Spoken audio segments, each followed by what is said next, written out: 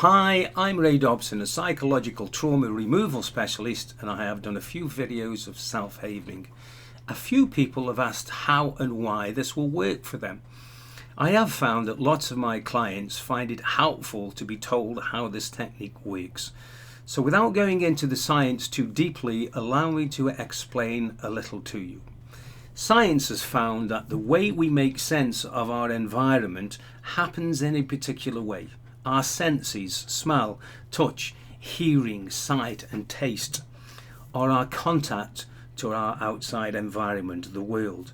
But when we use any of these senses, they get transformed into an electrochemical signal so our brain can understand what is going on around us.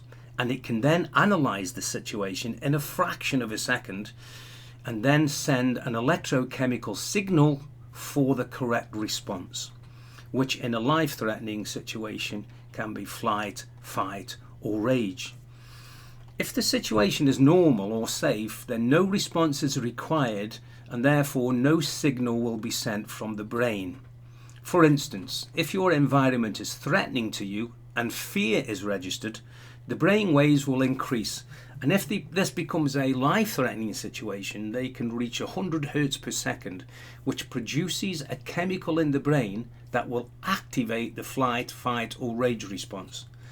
At this point, the brain has the ability to store it as an electrochemical code as a protection method, so that in the future, anything that happens that's similar will trigger this same response. It could be a smell, it could be something that you see or something that you hear, and this will trigger the same response. It kind of activates that code again. It's a warning sign for you to not go where you've been before or not put yourself in a situation that you've been in before. This can be felt at levels from as little as a bad feeling right up to the full flashbacks and terror of post-traumatic stress disorder.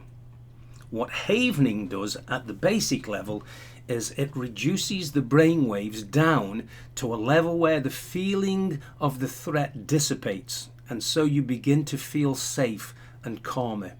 Do this for long enough and the brain can change the code so that the situation no longer feels like a threat to you, and therefore no response is activated and you change the way that you feel.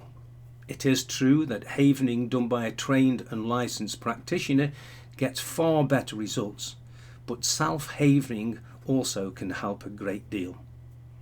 I hope this helps you for this moment in time. I'm Ray Dobson. Take care and be well, and look out for more videos coming your way over the next few days. Thank you very much. Stay safe.